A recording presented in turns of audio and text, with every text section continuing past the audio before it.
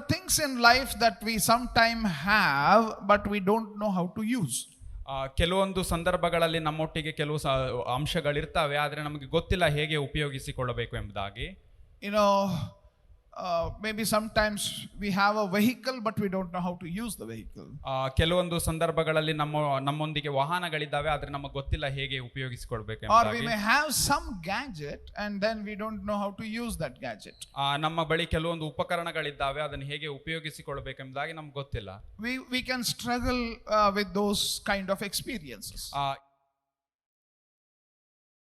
ಹೇಗೆ That's also true with regard to power, the presence and the power of the Holy Spirit. ಈ ಒಂದು ಕರ್ತನ ಒಂದು ಪ್ರಸನ್ನತೆಯ ಕುರಿತಾಗಿ, ಒಂದು ಪವಿತ್ರಾತ್ಮನ ಕುರಿತಾಗಿ ಸಹ ಈ ರೀತಿಯಾಗಿ ಆಗ್ತವೆ. We pray for the power and the presence of the Holy Spirit. ಪವಿತ್ರಾತ್ಮನ ಒಂದು ವರಕ್ಕಾಗಿ, ಒಂದು ಬಲಕ್ಕಾಗಿ ನಾವು ಪ್ರಾರ್ಥಿಸ್ತೇವೆ. But then when he comes and fills our life, ಆತನು ಬಂದು ನಮ್ಮ ಜೀವಿತಗಳನ್ನು ತುಂಬಿಸುವಾಗ we don't know actually what is he for, or what is the purpose of his presence in our life. ಬಂದ ನಂತರ ನಮಗೆ ಗೊತ್ತಿರುವುದಿಲ್ಲ ಇದರ ಉದ್ದೇಶ ಏನು ಎಂಬುದಾಗಿ. So this month we are going to focus on God the Holy Spirit. ಈ ಒಂದು ತಿಂಗಳು ಪೂರ್ತಿಯಾಗಿ ನಾವು ಒಂದು ಕರ್ತನ ಒಂದು ಪವಿತ್ರಾತ್ಮನ ಕುರಿತಾಗಿ ನಾವು ಅಧ್ಯಯನ ಮಾಡುವವರಾಗಿದ್ದೇವೆ. We will learn, we will experience, and we will grow beyond our expectations, because God the Holy Spirit is going to change us and empower us and use us in a mighty way. ಈ ಒಂದು ತಿಂಗಳಿನಲ್ಲಿ ನಾವು ಧ್ಯಾನಿಸುವವರಾಗಿರುವ ಹಾಗೆ ಕರ್ತನು ನಮ್ಮೊಟ್ಟಿಗೆ, ಪವಿತ್ರಾತ್ಮನು ನಮ್ಮೊಟ್ಟಿಗೆ ಸಂಚರಿಸುವ ಹಾಗೆ ಕೆಲವೊಂದು ಬದಲಾವಣೆಗಳನ್ನು ನಾವು ನೋಡುವವರಾಗಿರುತ್ತೇವೆ. Hallelujah. Hallelujah. How many of you want God the Holy Spirit to come and impact and transform your life? ಎಷ್ಟು ಜನ ನೀವು ಅಪೇಕ್ಷಿಸುವವರಾಗಿದ್ದೀರಿ ಪವಿತ್ರಾತ್ಮನು ನಿಮ್ಮ ಮಧ್ಯದಲ್ಲಿ ಬಂದು ನಿಮ್ಮ ಜೀವಿತಗಳನ್ನು ಬದಲಾಯಿಸಬೇಕು ಎಂಬುದಾಗಿ? Hallelujah. Hallelujah. Hallelujah. Hallelujah. From today, ಈ ದಿನದಿಂದ let us have that expectation. ಈ ದಿನದಿಂದ ಒಂದು ಅಪೇಕ್ಷೆಯನ್ನು ನಾವು ಹೊಂದಿರುವವರಾಗಿರೋಣ. In fact, even at the end of the service, by the time we will finish the service also, you will have the mighty move of God the Holy Spirit in your life in a very special way. ಈ ಒಂದು service ಮುಕ್ತಾಯದ ಹಂತದವರೆಗೂ ಸಹ ನೀವು ಅದನ್ನು ಅಪೇಕ್ಷೆಯಿಂದ ಇರೋದಾಗಿದ್ದರೆ ಒಂದು ಬದಲಾವಣೆಯನ್ನು ನೀವು ಕಾಣಲಿಕ್ಕೆ ಸಾಧ್ಯವಾಗಿರ್ತೀರಿ. Did you receive a cell broadcast mobile call yesterday? ನಿಮಗೆ ಒಂದು ಮೊಬೈಲ್ ಫೋನ್ ನಲ್ಲಿ ಒಂದು ನೋಟಿಫಿಕೇಶನ್ ಬಂತು ನಿಮ್ಮ mobile started to ring by itself. ಅದು ತನ್ನಿಂದ ತಾನಾಗಿ ಒಂದು ರಿಂಗ್ ಆಗಲಿಕ್ಕೆ ಪ್ರಾರಂಭವಾಯಿತು. Yesterday, right? Was it yesterday? ನಿನ್ನೆ ದಿನ ಅದು ಆಯ್ತು ಯಾರ್ದಾದ್ರೂ? How many of you have that mobile? You had that experience? Nobody noticed it? Did you notice that? ಎಷ್ಟು ಜನರ ಮೊಬೈಲ್ ಫೋನ್ ನಲ್ಲಿ ಅದು ಆಯ್ತು? ನೀವು ಯಾರಾದ್ರೂ ಅದನ್ನು ನೋಡಿದ್ರೋ? Maybe your numbers will get notified. You know what happens there? ಅಲ್ಲಿ ಏನಾಗ್ತದೆ ಎಂಬುದಾಗಿದ್ರೆ, that is, the government has made this emergency system, whether you have SIM or no SIM, whether you have mobile, connectivity or not. Here is a system. In case of an emergency, they will send that cell broadcast message, and all our phones will start ringing. Hey, there is an emergency, get out of this place. There is a danger, get out of this place. ಸರ್ಕಾರ ಈ ಒಂದು ನಿರ್ಧಾರವನ್ನು ತೆಗೆದುಕೊಂಡಿದೆ. ನಿಮ್ಮ mobile phone ನಲ್ಲಿ sim card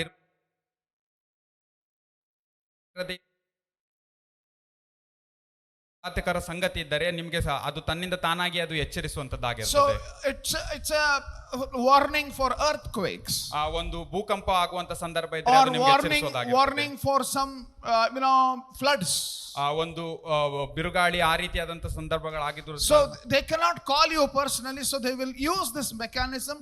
One shot and everybody is going to receive that message, alert, warning to get out of that place. ಪ್ರತಿಯೊಬ್ಬರಿಗೂ ಸಹ ಕರೆ ಮಾಡಿ ತಿಳಿಸಲಿಕ್ಕೆ ಸಾಧ್ಯವಾಗದ ಕಾರಣದಿಂದಾಗಿ ಈ ರೀತಿಯಾದಂತ ಅಲರ್ಟ್ ಮೆಸೇಜ್ ಗಳನ್ನು ಸರ್ಕಾರ ಕೊಡ್ತಾ ಇದೆ. And in this month, ಈ ಒಂದು ತಿಂಗಳಿನಲ್ಲಿ God is going to cell broadcast his power to all of us. ಈ ಒಂದು ತಿಂಗಳಿನಲ್ಲಿ ಪವಿತ್ರಾತ್ಮನು ನಮ್ಮ ಪ್ರತಿಯೊಬ್ಬರಿಗೂ ಸಹ ಆ ರೀತಿಯಾಗಿ Hallelujah. Hallelujah. Let us have that expectation. Master, I want to be filled with the power and the presence of the Holy Spirit in my life in a very special way. ಪ್ರತಿಯೊಬ್ಬೊಬ್ಬರು ಆ ಅಪೇಕ್ಷೆಯನ್ನು ಹೊಂದಿದವರಾಗಿರೋಣ, ಆ ರೀತಿಯಾದಂಥ ಪವಿತ್ರಾತ್ಮನ ಸಂಚರಿಸುವಿಕೆಯನ್ನು ಅಪೇಕ್ಷಿಸುವವರಾಗಿ. You know, that's something which has been promised for every one of us. ಪ್ರತಿಯೊಬ್ಬೊಬ್ಬರಿಗೂ ಅದು ಹೇಳಿರುವಂತದ್ದಾಗಿದೆ. ಪ್ರತಿಯೊಬ್ಬೊಬ್ಬರಿಗೂ ಅದು ಒಂದು ವಿಶ್ವಾಸವನ್ನು It ಕೊಟ್ಟಿದ್ದಾರೆ. is not for few people, special people, some people. ಅದು ಕೆಲವರಿಗೆ, ವಿಶೇಷವಾದಂತ ಜನರಿಗೆ ಅಲ್ಲ, it is for everyone. ಅದು ಪ್ರತಿಯೊಬ್ಬೊಬ್ಬರಿಗೂ ಕೊಡುವಂತದ್ದಾಗಿದೆ. Holy Spirit and His power and His presence is for everyone. ಪವಿತ್ರಾತ್ಮನು, ಆತನ ಶಕ್ತಿ, ಆತನ ಪ್ರಸನ್ನತೆ ಪ್ರತಿಯೊಬ್ಬೊಬ್ಬರಿಗೂ ಕೊಡುವಂತದ್ದಾಗಿರ್ತದೆ. It's for me. ಅದು ನನಗೂ. Shall we say that it's for me? ನಾವು ಹೇಳೋಣ ಅದು ನನಗೆ ಎಂಬುದಾಗಿ. Power of the Holy Spirit is for me. ಪವಿತ್ರಾತ್ಮನ ಒಂದು ಶಕ್ತಿ ಅದು ನನಗೆ ಎಂಬುದಾಗಿ ನಾವು ಹೇಳೋಣ. Turn to your neighbor and say, power of the Holy Spirit is for you. ನಿಮ್ಮ ಪಕ್ಕದಲ್ಲಿರುವಂತವರಿಗೆ ನೀವು ಹೇಳ್ರಿ, ಪವಿತ್ರಾತ್ಮನ ಬಲ ಅದು ನಿಮಗಾಗಿ ಎಂಬುದಾಗಿ. Hallelujah. Hallelujah. You know, this is our desire, that every one of you in the church, every one of you in the church today and this whole month, every one of you must be filled with the power of the Holy Spirit. ಸಭೆಯಾಗಿ ಇದು ನಮ್ಮ ಅಪೇಕ್ಷೆಯಾಗಿದೆ. ಇಲ್ಲಿರುವಂತ ಪ್ರತಿಯೊಬ್ಬೊಬ್ಬರು ಪವಿತ್ರಾತ್ಮನಿಂದ ತುಂಬಿಸಲ್ಪಡಬೇಕಾಗಿದೆ ಎಂಬುದಾಗಿ. No exception. ಇದರಲ್ಲಿ ಯಾರಿಗೂ ಒಂದು ಬೇಡ ಎಂಬುವಂತ ಸಂಗತಿ ಇಲ್ಲ. Every one of you, ಪ್ರತಿಯೊಬ್ಬೊಬ್ಬರು ಸಹ ತುಂಬಿಸಲ್ಪಡಬೇಕಾಗಿದೆ. you and your family, ನೀವು ನಿಮ್ಮ ಕುಟುಂಬದವರು must be filled with the power and the presence of the Holy Spirit. ಪವಿತ್ರಾತ್ಮನ ಒಂದು ಶಕ್ತಿಯಿಂದ, ಪ್ರಸನ್ನತೆಯಿಂದ ಪ್ರತಿಯೊಬ್ಬೊಬ್ಬರು Do you ತುಂಬಿಸಬೇಕಾಗಿದೆ. desire that? ನೀವು ಅದನ್ನು ಅಪೇಕ್ಷಿಸುವವರಾಗಿದ್ದೀರಿ. Are you desiring that? ನೀವು ಅದನ್ನು ಅಪೇಕ್ಷಿಸುವವರಾಗಿದ್ದೀರೋ? Hallelujah. Hallelujah. Shout out a hallelujah. ಜೋರಾಗಿ ಹೇಳ್ರಿ ಹಾಲೆಲೂಯಾ ಎಂಬುದಾಗಿ. Hallelujah. Hallelujah. Hallelujah. Hallelujah. Dear friends, that is the desire of Jesus also. ಪ್ರಿಯ ಸ್ನೇಹಿತರೆ, ಇದು ಯೇಸು ಸ್ವಾಮಿಯ ಅಪೇಕ್ಷೆ ಕೂಡ ಇದಾಗಿದೆ. In the garden of, this is something that happened in the garden of Gethsemane. ಗೆತ್ಸೆಮನೆಯ ತೋಟದಲ್ಲಿ ಈ ರೀತಿಯಾದಂತ ಸಂಗತಿ ನಡೆಯಿತು. As Jesus has finished the meal and he brings his disciples to the garden of Gethsemane. ಊಟವನ್ನು ಮುಗಿಸಿದ ನಂತರ ಗೆತ್ಸೆಮನೆ ತೋಟಕ್ಕೆ ಆತನ ಶಿಷ್ಯರನ್ನು ಯೇಸು ಸ್ವಾಮಿ ಕರೆದುಕೊಂಡು ಬಂದಾಗ, Here is the final discussion that is taking place, and Jesus communicates certain very, very important things in the 14th chapter of the Gospel of John. ಒಂದು ಯೋಹಾನನ ಸುವಾರ್ತೆ 14ನೇ ಅಧ್ಯಾಯದಲ್ಲಿ ನಾವು ವಿಶೇಷವಾದಂತ ಒಂದು ಸಂಭಾಷಣೆ ಕುರಿತಾಗಿ ನಾವಿಲ್ಲಿ ನೋಡ್ತೇವೆ. Very, very important things. ಅತಿ ಪ್ರಾಮುಖ್ಯವಾದಂತ ಸಂಗತಿಗಳನ್ನು ನಾವು Because ನೋಡ್ತೇವೆ. next morning he is going to be crucified. ಮಾರನೆಯ ಒಂದು ದಿನದಲ್ಲಿ ಆತನು ಶಿಲುಬೆಗೆ ಏರಿಸುವನಾಗಿರ್ತಾನೆ. And so he wants to impart upon them the most important principles, the most important truths that they should know as followers of Jesus. ಆತನ ಹಿಂಬಾಲಕರಾದಂತ ಆತನ ಶಿಷ್ಯರಿಗೆ ಅತಿ ಪ್ರಾಮುಖ್ಯವಾದ ಸಂಗತಿಗಳನ್ನು ಆತನು ತಿಳಿಸೋದಕ್ಕೆ ಅಪೇಕ್ಷಿಸ್ತಾ ಇದ್ದನು. So here we read from verse 15 onwards. ಒಂದು 14ನೇ ಅಧ್ಯಾಯ ವಚನ 15ರಿಂದ ನಾವು ಓದುವ ಹಾಗೆ, This is what the Bible says. Bible ಈ ರೀತಿಯಾಗಿ ಹೇಳ್ತದೆ, If you love me, keep my commands, and I will ask the Father, and he will give you another advocate to help you and be with you forever, the Spirit of truth. The world cannot accept him because it neither sees him nor knows him, but you know him, for he lives with you and will be in you. ನೀವು ನನ್ನನ್ನು ಪ್ರೀತಿಸುವವರಾದರೆ ನನ್ನ ಆಜ್ಞೆಗಳನ್ನು ಕೈಕೊಂಡು ನಡೆಯುವಿರಿ. ಆಗ ನಾನು ತಂದೆಯನ್ನು ಕೇಳಿಕೊಳ್ಳುವೆನು, ಆತನು ನಿಮಗೆ ಬೇರೊಬ್ಬ ಸಹಾಯಕನನ್ನು ಸದಾಕಾಲ ನಿಮ್ಮ ಸಂಗಡ ಇರುವುದಕ್ಕೆ ಕೊಡುವನು. ಆ ಸಹಾಯಕನು ಯಾರೆಂದರೆ ಸತ್ಯದ ಆತ್ಮನೇ. ಲೋಕವು ಆತನನ್ನು ನೋಡದೆಯೂ ತಿಳಿಯದೆಯೂ ಇರುವುದರಿಂದ ಆತನನ್ನು ಹೊಂದಲಾರದು. ನೀವು ಆತನನ್ನು ಬಲ್ಲಿರಿ, ಹೇಗೆಂದರೆ ನಿಮ್ಮ ಬಳಿಯಲ್ಲಿ ವಾಸ ಮಾಡುತ್ತಾನೆ ಮತ್ತು ನಿಮ್ಮೊಳಗೆ ಇರುವನು. He is with us to help us. ಆತನು ನಮ್ಮೊಟ್ಟಿಗೆ ಇದ್ದಾನೆ ಯಾತಕ್ಕಾಗಿ? ನಮಗೆ ಸಹಾಯ ಮಾಡುವುದಕ್ಕಾಗಿ. So that's what the Bible says in 16th verse, and I will ask the Father and he will give you another advocate to help you and be with you forever. 16ನೇ ವಚನ ಅದನ್ನೇ ಹೇಳ್ತದೆ, ಆಗ ನಾನು ತಂದೆಯನ್ನು ಕೇಳಿಕೊಳ್ಳುವೆನು, ಆತನು ನಿಮಗೆ ಬೇರೊಬ್ಬ ಸಹಾಯಕನನ್ನು ಸದಾಕಾಲ ನಿಮ್ಮ ಸಂಗಡ ಇರುವುದಕ್ಕೆ ಕೊಡುವನು. We will never be alone because he is always with us. ನಾವು ಯಾವಾಗಲೂ ಒಬ್ಬಂಟಿಗರಾಗಿರೋದಿಲ್ಲ, ಯಾಕೆಂದರೆ ಆತನು ನಮ್ಮ ಸಂಗಡ ಇದ್ದಾನೆ. Always with us. ಯಾವಾಗಲೂ ನಮ್ಮ ಸಂಗಡ To ಇರ್ತಾನೆ. be with us always. ನಮ್ಮ ಸಂಗಡ ಯಾವಾಗಲೂ ಸಹ ಆತನು ಇರುವವನಾಗಿರ್ತಾನೆ. So that is the reason Jesus promised the Holy Spirit to us. ಅದರಿಂದಾಗಿ ಆತನು ನಮಗೆ ಈ ಒಂದು ವಾಗ್ದಾನವನ್ನು ಮಾಡಿದ್ದಾನೆ ಪವಿತ್ರಾತ್ಮನ ಕುರಿತಾಗಿ. Why is he with us? ಆತನು ನಮ್ಮೊಟ್ಟಿಗೆ ಯಾಕಿದ್ದಾನೆ? Is he with us to spy? ಆತನು ನಾವು ಏನ್ ಮಾಡ್ತಿದ್ದೇವೆ ಎಂಬುದಾಗಿ ನೋಡೋದಕ್ಕೋಸ್ಕರ ನಮ್ಮೊಟ್ಟಿಗೆ Is he with us to find our mistakes? ನಮ್ಮ ತಪ್ಪುಗಳನ್ನು ಹುಡುಕೋದಕ್ಕೆ ಆತನು ನಮ್ಮೊಟ್ಟಿಗಿದ್ದಾನೋ? Is he with us to harm us? ನಮಗೆ ಏನಾದ್ರೂ ಒಂದು ಕೇಡನ್ನು ಮಾಡೋದಕ್ಕೆ ನಮ್ಮೊಟ್ಟಿಗಿದ್ದಾನೋ? No, the Bible makes it very clear. Jesus makes it very clear that he is always with us to help. Bible ಹಾಗೂ ಯೇಸು ಸ್ವಾಮಿ ಸಂಕ್ಷಿಪ್ತವಾಗಿ ಹೇಳ್ತಾನೆ, ಆತನು ನಮ್ಮೊಟ್ಟಿಗೆ ಸಹಾಯ ಮಾಡುವುದಕ್ಕೆ ಇದ್ದಾನೆ ಎಂಬುದಾಗಿ. So it's a very important principle that we need to understand. ಇದು ಅತಿ ಪ್ರಾಮುಖ್ಯವಾದಂತ ಸಂಗತಿಯಾಗಿದೆ, ನಾವು ಇದನ್ನು ಅರ್ಥ ಮಾಡಿಕೊಳ್ಳಬೇಕಾಗಿದೆ. No, it's important that we realize that the Holy Spirit of God is given to us. He is there with us always. ಇದನ್ನು ನಾವು ನೆನಪಿನಲ್ಲಿಟ್ಟುಕೊಳ್ಳಬೇಕಾಗಿದೆ. ಪವಿತ್ರಾತ್ಮನು ನಮ್ಮ ಸಂಗಡ ಯಾವಾಗಲೂ ಇದ್ದಾನೆ ಎಂಬುದಾಗಿ. To help you and be with you forever. ಆತನು ನಮ್ಮೊಟ್ಟಿಗೆ ಯಾತಕ್ಕಾಗಿದ್ದಾನೆ? ನಮ್ಮೊಟ್ಟಿಗೆ ಇದ್ದು ನಮಗೆ ಸಹಾಯ ಮಾಡುವುದಕ್ಕೋಸ್ಕರ, ಯಾವಾಗಲೂ ನಮಗೆ ಸಹಾಯ To ಮಾಡುವುದಕ್ಕೋಸ್ಕರ, be with us forever. ನಮ್ಮೊಟ್ಟಿಗೆ ಯಾವಾಗಲೂ ಇರುವುದಕ್ಕೋಸ್ಕರ. Many people now, this has become to be with us forever. ಅನೇಕರಿಗೆ ಈ ಒಂದು ಮೊಬೈಲ್ ಫೋನ್ ನಮ್ಮೊಟ್ಟಿಗೆ ಯಾವಾಗಲೂ ಇರುವಂತದ್ದಾಗಿದೆ. Always. ಯಾವಾಗಲೂ ಇದು ನಮ್ಮೊಟ್ಟಿಗೆ ಇರುವಂತದ್ದಾಗಿದೆ. You know what? Many of us have left God and replaced God with this tool. ಅನೇಕರನ್ನು ನಾವು ನೋಡುವುದಾಗಿದ್ದರೆ ದೇವರಿಗೆ ಬದಲಾಗಿ ಇದನ್ನು ನಾವು ಹೊಂದಿದ್ದವರಾಗಿದ್ದೇವೆ. So here is God wanting to make sure that we must understand this very important principle that he is with us always. ನಮಗೆ ದೇವರು ತಿಳಿಸಲಿಕ್ಕೆ ಬಯಸ್ತಾ ಇದ್ದಾನೆ, ಆತನು ನಮ್ಮೊಟ್ಟಿಗೆ ಯಾವಾಗಲೂ ಇದ್ದಾನೆ ಎಂಬುದಾಗಿ. He wants to be with us always. ಆತನು ನಮ್ಮೊಟ್ಟಿಗೆ ಯಾವಾಗಲೂ ಇರುವುದಕ್ಕೆ ಅಪೇಕ್ಷಿಸುತ್ತಿದ್ದಾನೆ. He desires to be with us always. ಆತನು ನಮ್ಮೊಟ್ಟಿಗೆ ಇರಬೇಕೆಂಬುದಾಗಿ ಅಪೇಕ್ಷಿಸ್ತಾ ಇದ್ದಾನೆ. Many a times when you start being associated with people, after some time you either get bored or you don't like the person. ನಾವು ಅನೇಕ ಸಾರಿ ಜನರೊಟ್ಟಿಗೆ ಹೆಚ್ಚಾಗಿ ಸಮಯವನ್ನು ಕಳೆಯೋದಾಗಿದ್ರೆ ಅವರಿಂದಾಗಿ ನಾವು ಬೇಸರಗೊಳ್ತೇವೆ ಅಥವಾ ಅವರೊಟ್ಟಿಗೆ ಇರಬಾರದು ಎಂಬುದಾಗಿ ನಮಗೆ ಅನಿಸ್ಲಿಕ್ಕೆ ಪ್ರಾರಂಭವಾಗುತ್ತದೆ. We don't like the person because we have come to know the person so well that we are not, our expectation has not been fulfilled. So we tend to see how we can avoid that person also. ನಾವು ಅವರೊಟ್ಟಿಗೆ ಇದ್ದ ಕಾರಣದಿಂದಾಗಿ ಅವರ ಕುರಿತಾಗಿ ಪೂರ್ತಿಯಾಗಿ ನಾವು ತಿಳಿದುಕೊಂಡ ನಂತರ ನಾವು ಅವರನ್ನು ಹೇಗೆ ಅವಾಯ್ಡ್ ಮಾಡಬೇಕೆಂಬುದಾಗಿ ನಾವು ಪ್ರಾರಂಭಿಸ್ತೇವೆ. But here is God the Holy Spirit. ಆದರೆ ಇಲ್ಲಿ ನಾವು ನೋಡೋದಾಗಿದ್ರೆ ಪವಿತ್ರಾತ್ಮನ ಕುರಿತಾಗಿ the Bible says, ಬೈಬಲ್ ಹೇಳ್ತದೆ, he who knows us, ಆತನು ನಮ್ಮ ಕುರಿತಾಗಿ ತಿಳಿದವನಾಗಿದ್ದಾನೆ. He who knows everything about us, ನಮ್ಮ ಕುರಿತಾಗಿ ಸಂಪೂರ್ಣವಾಗಿ ಆತನು ತಿಳಿದವನಾಗಿದ್ದಾನೆ. He who knows every situation that we are going through, he desires to be with us always. ನಮ್ಮ ಕುರಿತಾಗಿ ಪ್ರತಿಯೊಂದು ಸಂಗತಿಗಳನ್ನು ತಿಳಿದುಕೊಂಡಿರುವಂತವನು ನಮ್ಮೊಟ್ಟಿಗೆ ಯಾವಾಗಲೂ ಇರಬೇಕಾಗಿ ಅಪೇಕ್ಷಿಸ್ತಾ ಇದ್ದಾನೆ. Sometimes in front of parents, children behavior will be different. When they friends, they will behave differently, but when parents are there, their behavior changes. Have you noticed that?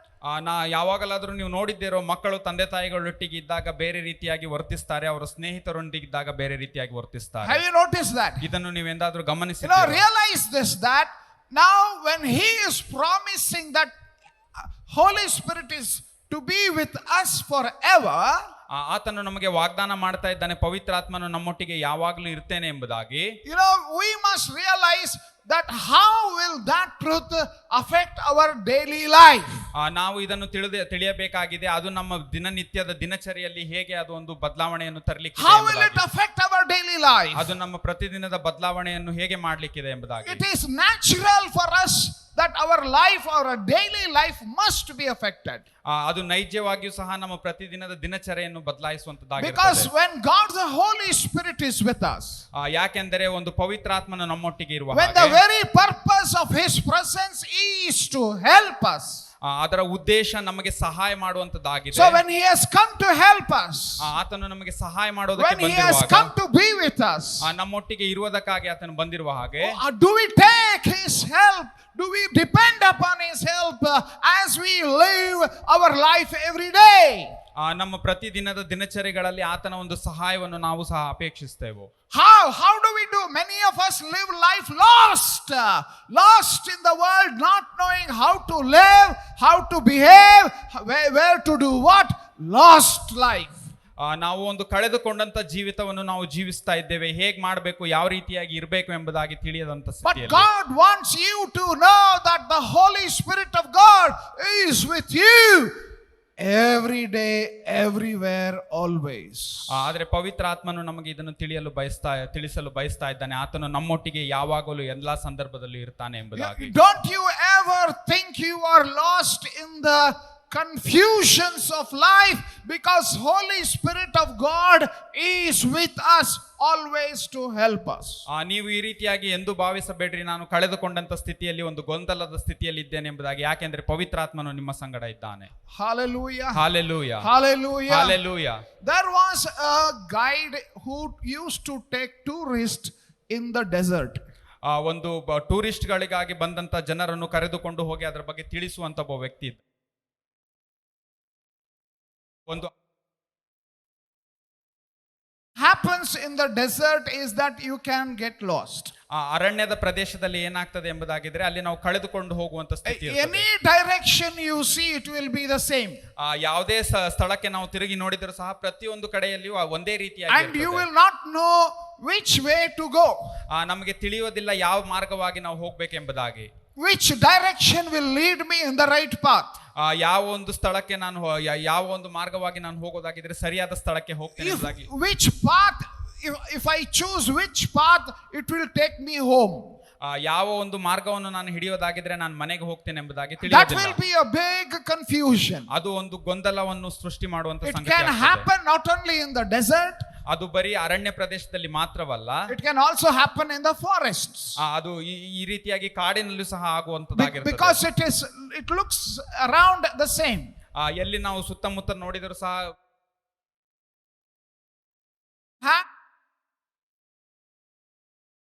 about this particular guide. ಆದ್ರೆ ಈ ಒಂದು guide ನ ಕುರಿತಾಗಿ ನಾವು ನೋಡೋದಾಗಿದ್ರೆ ಆತನಿಗೆ ಕೆಲವೊಂದು record ಗಳಿದ್ದವು. The record was he was never lost.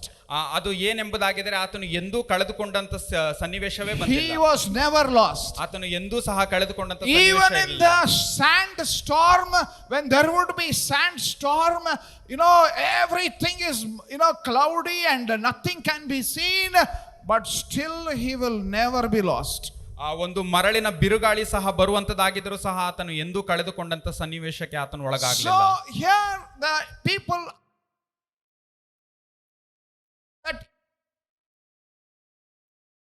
ಕೇಳಿದರು, ಇದರ ಸೀಕ್ರೆಟ್ ಏನು, ನೀನು ಎಂದು ಕಳೆದು ಹೋದಂತ ಸ್ಥಿತಿಯಲ್ಲಿಲ್ಲ ಯಾಕೆ ಎಂಬುದಾಗಿ. he showed his secret. ಆತನ ಸೀಕ್ರೆಟ್ ಅನ್ನು ಆತನು ತೋರಿಸಿದನು. Wherever he went, ಆತನು ಎಲ್ಲಿ ಹೋದರೂ ಸಹ, wherever he went, ಆತನು ಯಾವ ಸ್ಥಳಕ್ಕೆ ಹೋದರೂ ಸಹ he would always take his pigeon. ಆತನ ಒಂದು ಪಾರಿವಾಳವನ್ನು ತೆಗೆದುಕೊಂಡು ಹೋಗ್ತಾ ಇದ್ದನು. Anywhere he takes people, that pigeon will be with him. ಆತನು ಜನರನ್ನು ತೆಗೆದುಕೊಂಡು ಹೋಗೋದಾಗಿದ್ರೆ ಆತನೊಟ್ಟಿಗೆ ಪಾರಿವಾಳ ಸಹ ಇರ್ತಾ ಇತ್ತು. And people would not bother much about the pigeon, but then they thought he is a crazy guide. He carries the pigeons always on his shoulder, or he is carrying him around always with him. ಜನರು ಆ ಪಾರಿವಾಳದ ಕುರಿತಾಗಿ ಹೆಚ್ಚಾಗಿ ತಲೆ ಕೆಡಿಸ್ಕೊಳ್ತಾ ಇರಲಿಲ್ಲ. ಇದು ಸಹ ಇವನೊಟ್ಟಿಗೆ ಬರ್ತಾ ಇದೆ ಎಂಬುದಾಗಿ ಅವರು But the ಭಾವಿಸುತ್ತಿದ್ದರು. moment the sandstorm starts, ಒಂದು ಮರಳಿನ ಒಂದು ಬಿರುಗಾಳಿ ಪ್ರಾರಂಭವಾಗುತ್ತಿದ್ದ ಹಾಗೆ, and you feel you are lost, ನೀವು ಕಳೆದು ಹೋಗ್ತೇವೆ ಎಂಬುದಾಗಿ ಅನಿಸುವಾಗ, you know what the pigeon does when you let it go? ಅದನ್ನು ಈ ರೀತಿಯಾದಂತ ಸನ್ನಿವೇಶವಾದಾಗ ಆ ಪಾರಿವಾಳವನ್ನು ಮೇಲ್ಬಿಟ್ಟಾಗ ಏನ್ ಮಾಡ್ತದೆ ಗೊತ್ತು? It is called as the homing instinct. Homing instinct, which means you have seen this. They will leave the pigeon, but then that will always come back to its home. You know that? Have you heard that? That pigeon, the dove, is always, it will come back to its nesting place. ಆ ಪಾರಿವಾಳದ ಕುರಿತಾಗಿ ನಾವು ನೋಡೋದಾಗಿದ್ರೆ ಅದರ ಒಂದು ವಿಶೇಷತೆ ಏನೆಂಬುದಾಗಿದ್ರೆ ಅದನ್ನು ನಾವು ಮೇಲ್ಗಡೆ ಬಿಟ್ಟರೂ ಸಹ ಅದರ ಸ್ಥಳ ಎಲ್ಲಿರ್ತದೋ ಹಿಂತಿರುಗಿ ಅದೇ ಸ್ಥಳಕ್ಕೆ ಅದು ಬರುವಂತದ್ದಾಗಿರ್ತದೆ. Even in the deepest jungle, ಅದು ಒಂದು ದೊಡ್ಡ ಅರಣ್ಯ ಕಾಡಾಗಿದ್ದರೂ or ಸಹ, in the desert, ಅದು ಒಂದು ಅರಣ್ಯ ಪ್ರದೇಶವಾಗಿದ್ದರೂ ಸಹ, all that he need to do is follow the dove. ಏನ್ ನಾವು ಬರೀ ಇಷ್ಟೇ ಮಾಡಬೇಕಾಗಿದೆ, ಆ ಒಂದು ಪಾರಿವಾಳವನ್ನು ಹಿಂಬಾಲಿಸುವುದು. Follow the dove. ಆ ಪಾರಿವಾಳವನ್ನು If ಹಿಂಬಾಲಿಸುವಂತ, you follow the dove, ಆ ಒಂದು ಪಾರಿವಾಳವನ್ನು ಹಿಂಬಾಲಿಸುವುದಾಗಿದ್ದರೆ you will not be lost. ನೀವು ಕಳೆದು ಹೋಗುವುದಿಲ್ಲ. I hope you understand what is the meaning of that. ನಾನು ಭಾವಿಸ್ತೇನೆ ಇದರ ಅರ್ಥ ಏನೆಂಬುದಾಗಿ ನಿಮಗೆ ಅರ್ಥ ಆಯ್ತು ಎಂಬುದಾಗಿ. Every one of us have been given the Holy Spirit to help us everywhere, wherever we are. Why? When you feel lost, follow the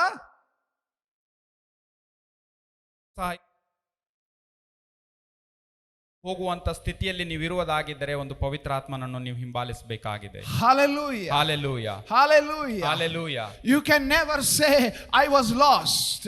ನೀವು ಎಂದು ಹೇಳಲು ಆಗೋದಿಲ್ಲ ನಾನು ಕಳೆದು ಹೋದೆ You ಎಂಬುದಾಗಿ. can never say I did not understand.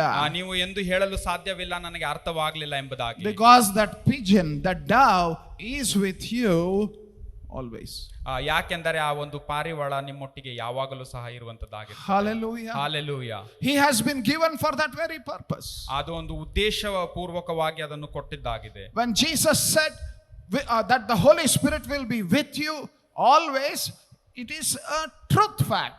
He is with us always to guide us, to lead us. ಯೇಸು ಸ್ವಾಮಿ ಪವಿತ್ರಾತ್ಮನು ನಿಮ್ಮೊಟ್ಟಿಗೆ ಯಾವಾಗಲೂ ಸಹ ಇರ್ತಾನೆ ಎಂಬುದಾಗಿ ಆತನು ವಾಗ್ದಾನ ಮಾಡಿದಾಗೆ ಅದು ಸತ್ಯವಾಗಿದೆ. So, do you realize that? Have you asked His help in your life?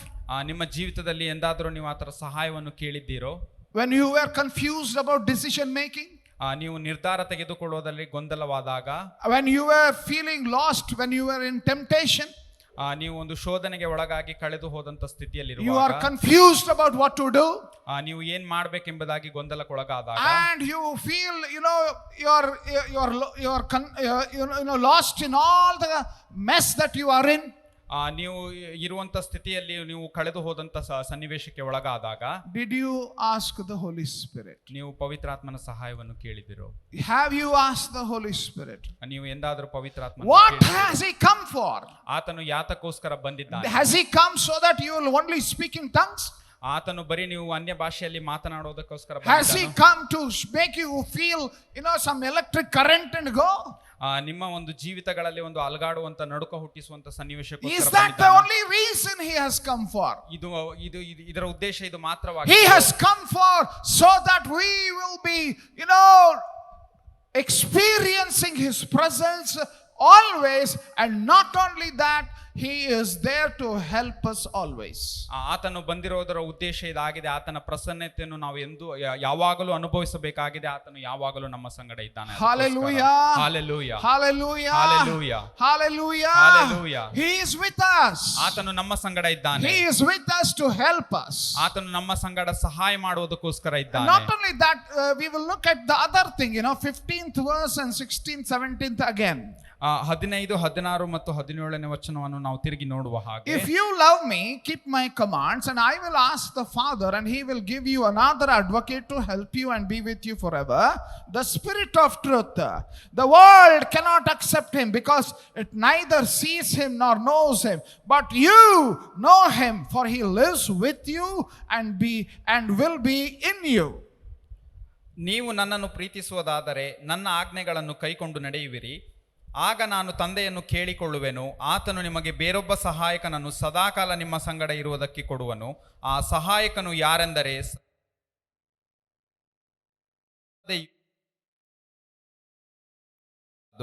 ನೀವು ಆತನನ್ನು ಬಲ್ಲಿರಿ, ಹೇಗೆಂದರೆ ನಿಮ್ಮ ಬಳಿಯಲ್ಲಿ ವಾಸ ಮಾಡುತ್ತಾನೆ ಮತ್ತು ನಿಮ್ಮೊಳಗೆ ಇರುವನು. The beginning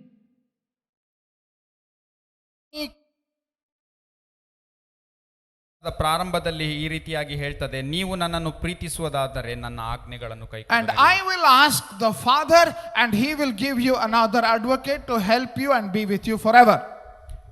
ಆಗ ನಾನು ತಂದೆಯನ್ನು ಕೇಳಿಕೊಳ್ಳುವೆನು, ಆತನು ನಿಮಗೆ ಬೇರೊಬ್ಬ ಸಹಾಯಕನನ್ನು ಸದಾಕಾಲ ನಿಮ್ಮ ಸಂಗಡ ಇರುವುದಕ್ಕೆ ಕೊಡುವನು. The work of the Holy Spirit, ಪವಿತ್ರಾತ್ಮನ ಕೆಲಸ is dependent upon our obedience and love.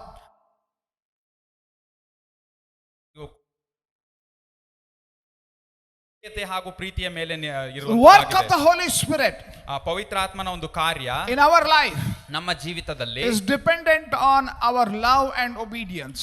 ನಾವು ತೋರಿಸುವಂತ ಒಂದು ಪ್ರೀತಿ ವಿಧೇಯತೆಯ ಕುರಿತಾಗಿ And then only then Jesus will ask the Father and Father will give you the Holy Spirit.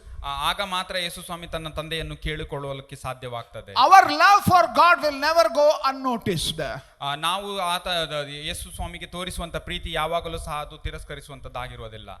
God will know who loves him. ದೇವರಿಗೆ ಗೊತ್ತಿದೆ ಆತನನ್ನು ಯಾರು ಪ್ರೀತಿಸ್ತಾರೆ. God will know who will love him. ಆತನಿಗೆ ತಿಳಿದಿದೆ ಆತನನ್ನು ಯಾರು ಪ್ರೀತಿಸ್ತಾರೆ. Here is the verse that makes it very clear. God knows who loves him. ವಾಕ್ಯ ಸಂಕ್ಷಿಪ್ತವಾಗಿ ಹೇಳುವಂತದ್ದಾಗಿದೆ ಆತನನ್ನು ಯಾರು ಪ್ರೀತಿಸ್ತಾರೆ ಎಂಬುದಾಗಿ ಆತನಿಗೆ God knows who will obey him. ಆತನಿಗೆ ಗೊತ್ತಿದೆ ಆತನಿಗೆ ಯಾರು ವಿಧೇಯರಾಗ್ತಾರೆ God ಎಂಬುದಾಗಿ. knows who is obeying him. ಆತನಿಗೆ ಗೊತ್ತಿದೆ ಆತನಿಗೆ ಯಾರು ವಿಧೇಯರಾಗ್ತಾ ಇದ್ದಾರೆ. Because obedience is the expression of our love.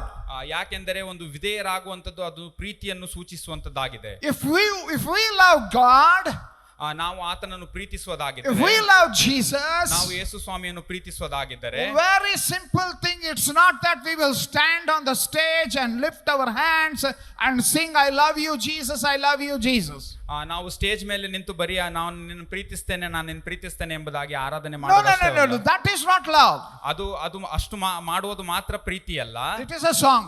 ಅದು ಬರೀ ಹಾಡಾಗಿರ್ತದೆ. It is just a song. ಅದು ಬರೀ ಹಾಡಾಗಿರ್ತದೆ. What is love? ಪ್ರೀತಿ ಎಂಬುದಾಗಿದ್ರೆ ಏನು? When you are tempted, ನೀನು ಶೋಧನೆಗೆ ಒಳಗಾದಾಗ you will listen to the Holy Spirit and live a victorious life. That is obedience. That is love.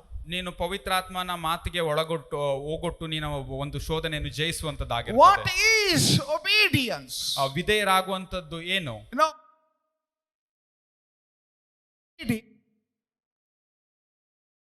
ಆದರೂ ವಿಧೇಯತೆಯನ್ನು ತೋರಿಸುವುದಾಗಿದ್ದರೆ ಅದು ಪ್ರೀತಿಯನ್ನು ಸೂಚಿಸುವಂತದ್ದಾಗಿರ್ತದೆ. People will not be able to know how much you love God. ಜನರಿಗೆ ಗೊತ್ತಾಗೋದಿಲ್ಲ ನೀವು ದೇವರನ್ನು ಎಷ್ಟು ಪ್ರೀತಿಸ್ತೀರಿ ಎಂಬುದಾಗಿ. You may go on telling that I love God. ನೀವು ಹೇಳ್ತಾ ಹೋಗಬಹುದು ನಾನು ದೇವರನ್ನು ಪ್ರೀತಿಸ್ತೇನೆ. You may be here to show that you love God. ನೀವು ತೋರಿಸಿ ಸಹ ಕೊಡಬಹುದಾಗಿದೆ ನೀವು ಪ್ರೀತಿಸ್ತೀರಿ ಎಂಬುದಾಗಿ. But then the way God will know that you love him is only through obedience. ನೀವು ಆತನನ್ನು ಪ್ರೀತಿಸ್ತೀರಿ ಎಂಬುದಾಗಿ ಆತನಿಗೆ ಯಾವಾಗ ತಿಳಿಯುತ್ತದೆ ಎಂಬುದಾಗಿದ್ರೆ ನೀವು ವಿಧೇಯರಾಗುವಾಗ. So we must understand this, that obedience and love are synonymous, are the same words, and God will always notice that. ನಾವು ಇದನ್ನು ತಿಳಿಯಬೇಕಾಗಿದೆ. ಒಂದು ವಿಧೇಯತೆ ಹಾಗೂ ಪ್ರೀತಿ ಅದು ಒಂದೇ ಪದವಾಗಿರುತ್ತದೆ. Sometimes with regard to obedience, it should not be like with when we do with regard to law. ಕಾನೂನು. ಒಂದು ವಿಧೇಯತೆ ಕುರಿತಾಗಿ ನಾವು ನೋಡೋದಾಗಿದ್ರೆ ಅದು ಒಂದು ಕಾನೂನುಬದ್ಧವಾಗಿ ಮಾಡಬೇಕು, ಅದು ಅಷ್ಟೇ ಮಾತ್ರವಲ್ಲ. There are certain places where you go that on the road suddenly you make sure you're wearing seat belt, you're wearing your helmet, and you are very careful. ನಾವು ರಸ್ತೆಯಲ್ಲಿ ಸಂಚರಿಸುವಾಗ ನಾವು ಇದನ್ನು ಪಾಲಿಸುತ್ತೇವೆ, ನಾವು ಹೆಲ್ಮೆಟ್ ಹಾಕಿದ್ದೇವೋ ಅಥವಾ ಕಾರ್ನಲ್ಲಿ ಚಲಿಸುವುದಾಗಿದ್ರೆ ಸೀಟ್ ಬೆಲ್ಟ್ ಅನ್ನು ಧರಿಸಿದ್ದೇವೆ ಎಂಬುದಾಗಿ. That is not because we love the police people. ಅದು ನಾವು ಪೊಲೀಸನ್ನು ನಾವು ಪ್ರೀತಿಸ್ತೇವೆ ಅದಕ್ಕೋಸ್ಕರವಲ್ಲ. We love the rules that they have made. We love them. So that's why we wear the helmet and the seat belt. ನಾವು ಈ ಒಂದು ಆಜ್ಞೆಗಳನ್ನು ಪ್ರೀತಿಸ್ತೇವೆ, ಅದಕ್ಕೋಸ್ಕರ ನಾವು helmet ಹಾಕಿಕೊಳ್ಳುತ್ತೇವೆ ಅಥವಾ ಸೀಟ್ ಬೆಲ್ಟ್ ಅನ್ನು ಧರಿಸಿಕೊಳ್ತೇವೆ, ಅದಕ್ಕೋಸ್ಕರ ಅಲ್ಲ. Sometimes in such a hot summer where water is oozing out of your head and you have to wear the beloved helmet because we love the traffic police, no?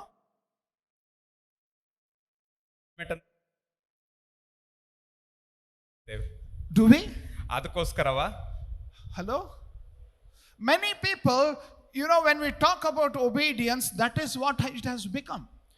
ಅನೇಕರ ಕುರಿತಾಗಿ ನಾವು ಒಂದು ವಿಧೇಯತೆ ಕುರಿತಾಗಿ ನಾವು ಹೇಳೋದಾಗಿದ್ರೆ obedience is because if not there is going to be punishment. ವಿಧೇಯರು ನಾವು ಯಾಕೆ ಆಗ್ತೇವೆ, ನಾವು ಒಂದು ವೇಳೆ ಅದನ್ನು ಪಾಲಿಸದೆ ಹೋದ್ರೆ ನಾವು ಶಿಕ್ಷೆಗೆ ಒಳಗಾಗ್ತೇವೆ. And some places there are CCTV cameras, so you want to wear the helmet or you want to wear the seat belt because CCTV is there. ಕೆಲವೊಂದು ಸ್ಥಳಗಳಲ್ಲಿ ಒಂದು CCTV ಕ್ಯಾಮ್ರಾ ಇದೆ, ಅದಕ್ಕೋಸ್ಕರ ನಾವು ಸೀಟ್ ಬೆಲ್ಟ್ ಅನ್ನು ಧರಿಸ್ತೇವೆ, ಹೆಲ್ಮೆಟ್ ಅನ್ನು ಧರಿಸ್ತೇವೆ. You know, God is not interested in the show of obedience. ಈ ರೀತಿಯಾಗಿ ಒಂದು ತೋರಿಕೆಯ ಒಂದು ವಿಧೇಯತೆಯಲ್ಲಿ God is not interested in all this fake obedience. ಈ ರೀತಿಯಾದಂತ ಒಂದು ನೈಜವಲ್ಲದಂತ ಒಂದು ವಿಧೇಯತೆಯಲ್ಲಿ ದೇವರು ಎಂದು ಅಪೇಕ್ಷಿಸುವುದಿಲ್ಲ. God knows our heart. ನಮ್ಮ ಹೃದಯಗಳನ್ನು ಆತನು God knows our heart. ನಮ್ಮ ಹೃದಯವನ್ನು ಆತನು God knows our heart. ನಮ್ಮ ಹೃದಯವನ್ನು ಆತನು ಬಲ್ಲಂತವನಾಗಿದ್ದಾನೆ. You know, our obedience to his word should be or will be an expression of love. ನಾವು ಆತನಿಗೆ love God, so we obey.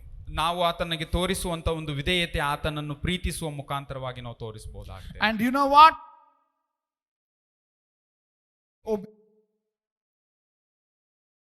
Him.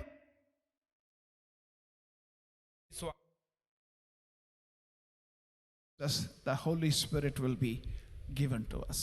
ಯೇಸು ಸ್ವಾಮಿ ವಾಗ್ದಾನ ಮಾಡಿದ್ದಾನೆ, ಪವಿತ್ರ ಆತ್ಮನನ್ನು ನಮಗೆ ಕೊಡುವನಾಗಿದ್ದಾನೆ ಎಂಬುದಾಗಿ. Hallelujah. Hallelujah. Many of us wonder why Holy Spirit is not speaking to me. ಅನೇಕ ಜನರು ಈ ರೀತಿಯಾಗಿ ಯೋಚಿಸುತ್ತಿದ್ದಾರೆ, ನನ್ನೊಟ್ಟಿಗೆ ಪವಿತ್ರ ಆತ್ಮ ಯಾಕೆ, why Holy Spirit is not leading me, ನನ್ನನ್ನು ಯಾಕೆ ನಿರ್ದೇಶಿಸ್ತಾ ಇಲ್ಲ ಪವಿತ್ರ ಆತ್ಮ, why Holy Spirit is not guiding me, ನನಗೆ ಯಾಕೆ ಪವಿತ್ರ ಆತ್ಮನ ಮಾರ್ಗದರ್ಶಿಸ್ತಾ ಇಲ್ಲ ಎಂಬುದಾಗಿ. Did you check if the pigeon is there with you? ನೀವು dove is there with you? ನೀವು ಎಂದಾದರೂ ನೋಡಿಕೊಂಡಿದ್ದರೋ ಪಾರಿವಾಳ ನಿಮ್ಮ ಸಂಗಡಿ ಇದೆಯೋ ಇಲ್ಲೋ ಎಂಬುದಾಗಿ. Is the dove with you? ಆ ಪಾರಿವಾಳ ನಿಮ್ಮ ಸಂಗಡಿ ಇದೆಯೋ ಇಲ್ಲೋ. Some people have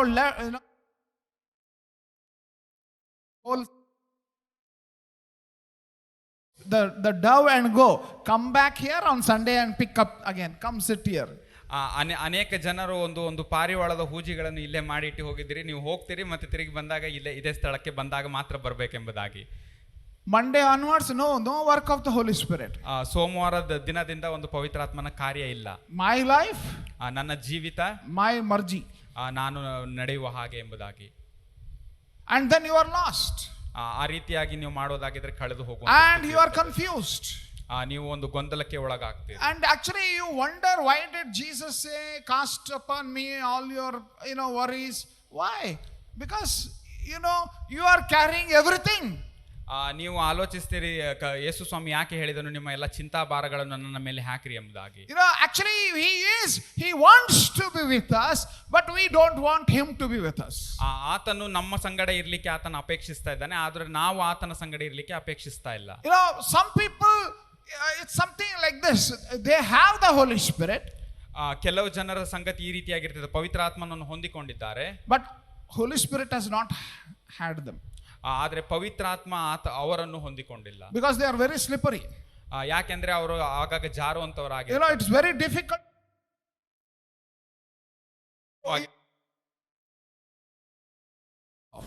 ನೀವು ಒಂದು ವೇಳೆ ಕಟ್ಟಿ ಬಂಧಿಸೋದಕ್ಕೆ ಪ್ರಯತ್ನ ಪಟ್ಟರೆ ತಪ್ಪಿಸಿಕೊಂಡು ಹೋಗ್ತಾರೆ. Dear friends, please remember this, as we read in the word today. If you are filled with the Holy Spirit, ನಾವು ಈ ದಿನ ನೋಡಿದ ಹಾಗೆ ನಾವು ಪವಿತ್ರಾತ್ಮನಿಂದ if you are filled with the Holy Spirit, ಪವಿತ್ರಾತ್ಮನಿಂದ ನಾವು ತುಂಬಿಸಲ್ಪಟ್ಟವರಾಗಿದ್ದಾರೆ. It's not because you demanded and you got it. ನೀವು ಅದಕ್ಕೋಸ್ಕರ ನೀವು ಕೇಳಿ ಅದನ್ನು ಪಡೆದುಕೊಂಡ್ರೆ ಅದಕ್ಕೋಸ್ಕರ ಅಲ್ಲ. It's because Jesus prayed for you and he gave you. Father gave you. ಯಾಕೆಂದರೆ ಆತನು ನಿಮಗೋಸ್ಕರ ಪ್ರಾರ್ಥಿಸಿದನು, ಅದಕ್ಕೋಸ್ಕರವಾಗಿ ಅದು ನೀವು ಹೊಂದಿಕೊಂಡಿದ್ದೀರಿ. Why did he pray for you?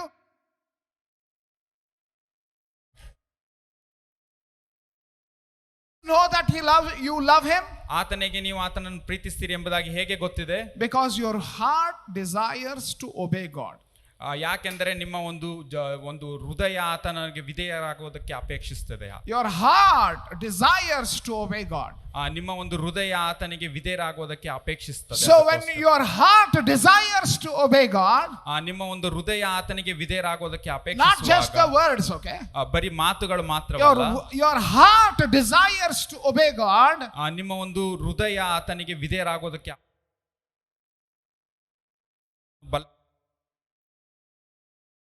Hallelujah. God knows that. ಅದನ್ನು ಆತನು ಬಲ್ಲಂತನಾಗಿದ್ದಾನೆ. And he will send you the Holy Spirit to fill you and lead you and guide you. ಆಗ ಆತನು ಪವಿತ್ರಾತ್ಮನನ್ನು ನಿಮ್ಮನ್ನು ನಿರ್ದೇಶಿಸುವುದಕ್ಕೆ, ನಿಮಗೆ ಮಾರ್ಗದರ್ಶನ ಮಾಡೋದಕ್ಕೆ ಕಳಿಸಿಕೊಡ್ತಾನೆ. Dear friends, many a times we have ignored the Holy Spirit. ಪ್ರಿಯ ಸ್ನೇಹಿತರೆ, ಅನೇಕ ಬಾರಿ ನಾವು ಆ ಪವಿತ್ರಾತ್ಮನನ್ನು ಒಂದು ತಿರಸ್ಕಾರ ಮಾಡಿದ್ದೇವೆ. We have not consulted him. ನಾವು ಆತನಿಗೆ ಭೇಟಿ ಆಗಿಲ್ಲ. We have not asked his help. ನಾವು ಆತನ ಸಹಾಯವನ್ನು ಕೇಳಿಕೊಂಡಿಲ್ಲ. Some people are using the Holy Spirit as an ornament. ಕೆಲವೊಂದು ಜನರು ಆ ಒಂದು ಪವಿತ್ರಾತ್ಮನನ್ನು ಒಂದು ವಸ್ತುವಿನ ರೀತಿಯಲ್ಲಿ ಉಪಯೋಗಿಸಿಕೊಳ್ತಾರೆ. ಆಭರಣದಂತೆ, ornament. ಆ ಒಂದು ಆಭರಣದ ರೀತಿಯಲ್ಲಿ ಅವರು I am ಉಪಯೋಗಿಸಿಕೊಳ್ಳುತ್ತಾರೆ. filled with the Holy Spirit, I speak in tongues, and so that is it. ನಾನು ಪವಿತ್ರಾತ್ಮನನ್ನು ಹೊಂದಿಕೊಂಡಿದ್ದೇನೆ, ನಾನು ಮಾತನಾಡ್ತಾ ಇದ್ದೇನೆ, ಅದು ಮಾತ್ರ ಎಂಬುದಾಗಿ. God the Holy Spirit has been given to us, in the context of love and obedience, and he is with us, and he is willing to lead us and guide us. ಪವಿತ್ರಾತ್ಮನು ನಮಗೆ ಈ ರೀತಿಯಾಗಿ ಕೊಡಲ್ಪಟ್ಟಿದೆ, ಆತನು ನಮಗೆ ಮಾರ್ಗದರ್ಶಿಸುವುದಕ್ಕೆ, ನಡೆಸುವುದಕ್ಕೋಸ್ಕರ ಎಂಬುದಾಗಿ. But when we disobey, ನಾವು ಅವಿಧೇಯರಾಗುವಾಗ, ನಾವು ಅವಿಧೇಯರಾಗುವಾಗ we indirectly communicate, Jesus, I don't love you. ಅದು ಈ ರೀತಿಯಾಗಿ ಸೂಚಿಸುವಂತದ್ದಾಗಿದೆ, ಯೇಸು ಸ್ವಾಮಿ, ನಾನು ನಿನ್ನನ್ನು ಪ್ರೀತಿಸುವುದಿಲ್ಲ ಎಂಬುದಾಗಿ. We don't love you. ನಾನು ನಿನ್ನನ್ನು ಪ್ರೀತಿಸುವುದಿಲ್ಲ ಎಂಬುದಾಗಿ. And when you don't love and you reject him, he cannot work with you. ನೀವು ಆತನನ್ನು ತಿರಸ್ಕರಿಸುವುದಾಗಿದ್ದರೆ ಆತನು ನಿನ್ನೊಟ್ಟಿಗೆ ಕಾರ್ಯ ಮಾಡಲಿಕ್ಕೆ ಸಾಧ್ಯವಿಲ್ಲ. So it's important that we recognize that God knows our heart, and today also when we are going to pray for his presence to fill us, he is searching for the hearts that are sincerely desiring him and desiring to love him, desiring to obey him.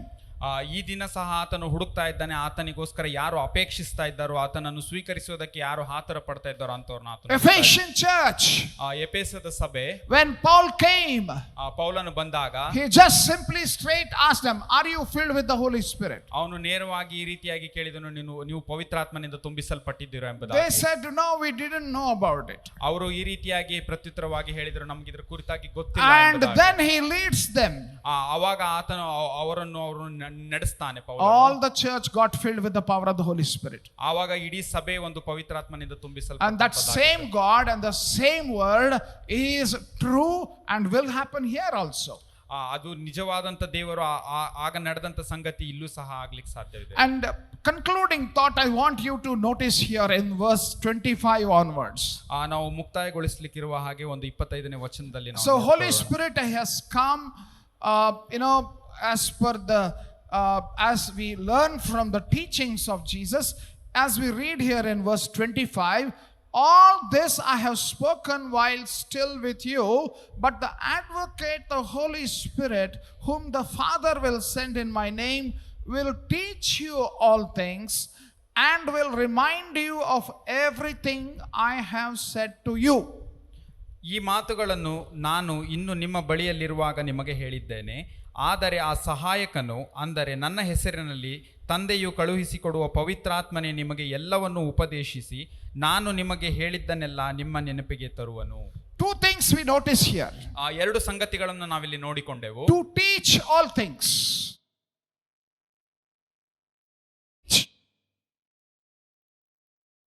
Both his word, the words of Christ, and the life of Christ. ಆ ಒಂದು ಜೀವಿಸುವಂತ ಒಂದು ವಾಕ್ಯದ ಕುರಿತಾಗಿ ನಾವು ನೋಡಿಕೊಂಡೆವು. Words of Christ, ಯೇಸು ಸ್ವಾಮಿಯ ಒಂದು ವಾಕ್ಯಗಳ ಕುರಿತಾಗಿ, and the life of Christ, ಅದಕ್ಕಿರುವಂತ ಜೀವದ ಕುರಿತಾಗಿ. Truth, ಸತ್ಯ, life, ಒಂದು ಜೀವ.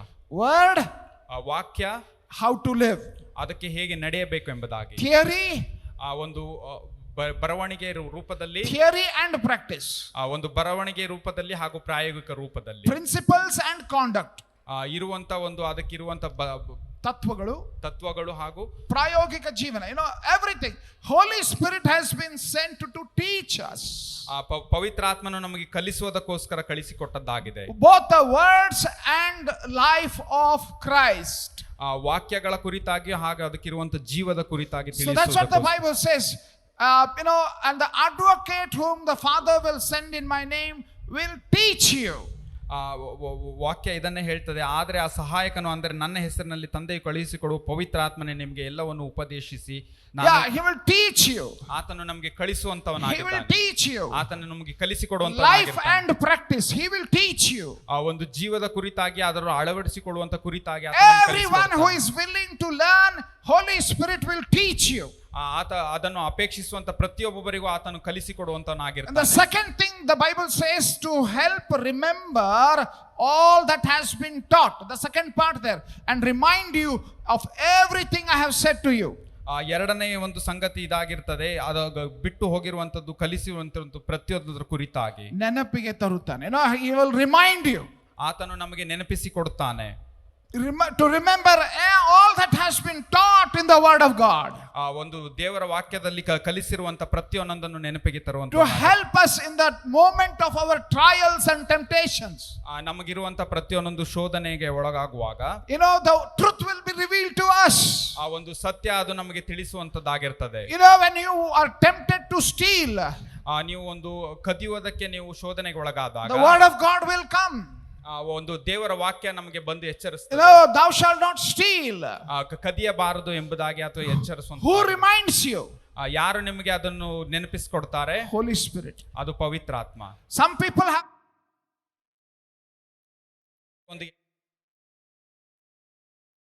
conscience only. ಅವರಿಗೆ ಒಂದು ಮನಸ್ಸಾಕ್ಷಿಯೂ ಸಹ ಇಲ್ಲ. Why? ಯಾಕೆ? There is no Holy Spirit in that. ಯಾಕೆಂದರೆ ಅದು ಪವಿತ್ರಾತ್ಮ ನಮ್ಮೊಳಗೆ ಇಲ್ಲ. When the Holy Spirit works in our life, ಪವಿತ್ರಾತ್ಮನು ನಮ್ಮ ಜೀವಿತದಲ್ಲಿ when we are heading in the wrong direction, ನಾವು ಒಂದು ತಪ್ಪಾದ ಮಾರ್ಗದಲ್ಲಿ ಹೋಗುವಾಗ the Holy Spirit will start reminding you, don't go, don't speak, don't do this, because it is against the truth of the Word of God. ಪವಿತ್ರಾತ್ಮನು ನಮಗೆ ಎಚ್ಚರಿಸುವಂತವನಾಗಿರ್ತಾನೆ, ಇದು ಒಂದು ಸತ್ಯಕ್ಕೆ ವಿರುದ್ಧವಾಗಿ ನೀನು ಮಾಡ್ತಾ ಇದ್ದೀಯ ಎಂಬ.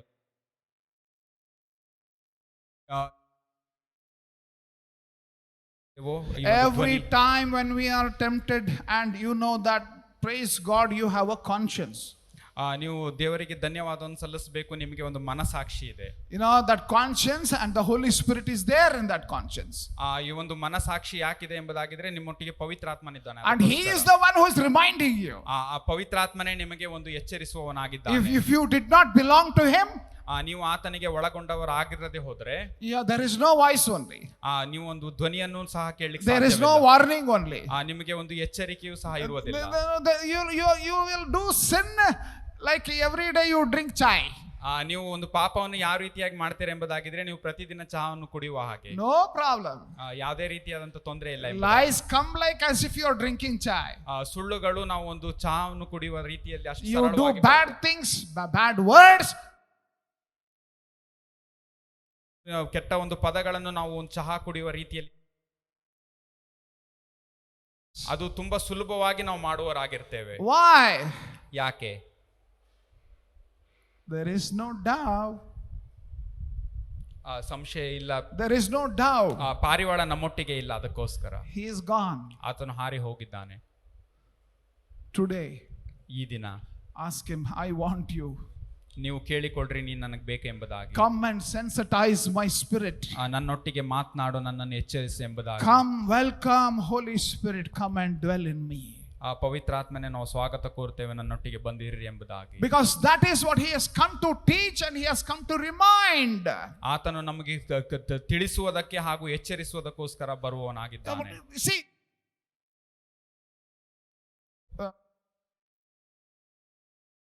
happen. ಶಾಲೆಯ ದಿನಮಾನಗಳನ್ನು ನಾವು ನೋಡುವುದಾಗಿದ್ರೆ ಈ ರೀತಿಯಾಗಿ ಇರ್ತಾ ಇತ್ತು. You go to school, ಶಾಲೆಗೆ ಹೋಗುವಾಗ, and then you will come back and go to tuitions. ಶಾಲೆಗೆ ಹೋಗಿ ಬಂದ ನಂತರ ನಾವು ಟ್ಯೂಷನ್ ಕ್ಲಾಸ್ಗಳಿಗೆ ಹೋಗ್ತಾ ಇದ್ದೆವು. Tuition would give you some additional help to study and learn. ಟ್ಯೂಷನ್ಗೆ ನಾವು ಹೋಗುವಾಗ ನಾವು ಓದಿಕೊಳ್ಳೋದಕ್ಕೆ ಇನ್ನೂ ಸಹ ಹೆಚ್ಚಾಗಿ ಒಂದು ಸಹಾಯವನ್ನು ಮಾಡುವಂತದ್ದಾಗಿರ್ತಾ ಇತ್ತು. Life without the Holy Spirit, ಪವಿತ್ರಾತ್ಮನು ಇಲ್ಲದಂತ ಜೀವಿತ is like you have taken admission to the school.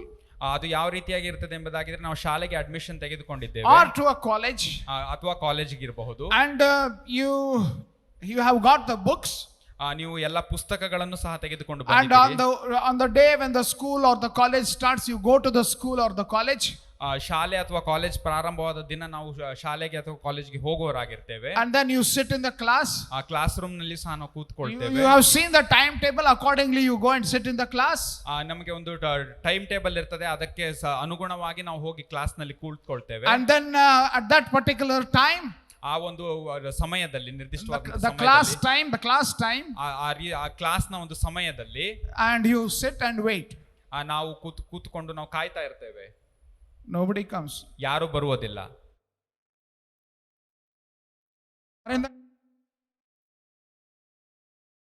ಎಲ್ಲವೂ ಸಹ ನಿಮ್ಮ ಬಳಿಯಲ್ಲಿದೆ, but no teacher. ಆದ್ರೆ ಶಿಕ್ಷಕರೇ ಇಲ್ಲ. And many people are here living like that. ಅನೇಕ ಜನರು ಅದೇ ರೀತಿಯಾದಂತ ಜೀವಿತವನ್ನು ನಾವು ಜೀವಿಸ್ತಾರೆ. No Holy Spirit. ಪವಿತ್ರಾತ್ಮನಿಲ್ಲ. A life without a Holy Spirit is a school without a teacher. ಪವಿತ್ರಾತ್ಮನು ಇಲ್ಲದಂತ ಜೀವಿತ ಒಂದು ಶಿಕ್ಷಕರಿಲ್ಲದಂತ ಶಾಲೆ ರೀತಿಯ. So what will you learn? ನೀವು ಇದರಿಂದ ಏನನ್ನು ಕಲಿತುಕೊಳ್ತೀರಿ? You learn from others. ನೀವು ಇತರರಿಂದ ಕಲಿತುಕೊಳ್ತೀರಿ. It may be good or it may be bad. ಅದು ಒಳ್ಳೆಯದಾಗಿರಬಹುದು ಅಥವಾ ಕೆಟ್ಟದಾಗಿರಬಹುದು. But you know, here is the teacher who has been given to us, sent to us to be with us, to help us. You know, all those are the things that he has been given for us. ಆದ್ರೆ ನಾವು ಇಲ್ಲಿ ನೋಡುವಂತ ಶಿಕ್ಷಕರ ಕುರಿತಾಗಿದ್ದರೆ ಆತನು ನಮಗೆ ಪ್ರತಿಯೊಂದನ್ನು ಕೊಟ್ಟಂತವನಾಗಿದ್ದಾನೆ. You know, you should not become frustrated in life because you have not heard from God. ನೀವು ಒಂದು ಗೊಂದಲಕ್ಕೆ ಒಳಗಾಗುವಂತ ಸನ್ನಿವೇಶವಿಲ್ಲ ಇಲ್ಲಿ, ಯಾಕೆಂದ್ರೆ ನೀವು ಆತನನ್ನು ಕೇಳಿಸಿಕೊಂಡಿಲ್ಲ. Holy Spirit has been given to us to teach us. ಪವಿತ್ರಾತ್ಮನು ನಮಗೆ ಕಲಿಸಿಕೊಡುವುದಕ್ಕೋಸ್ಕರ ನಮಗೆ ಕೊಡಲ್ಪಟ್ಟಿದೆ. He has been sent to us to remind us everything that Jesus has taught us.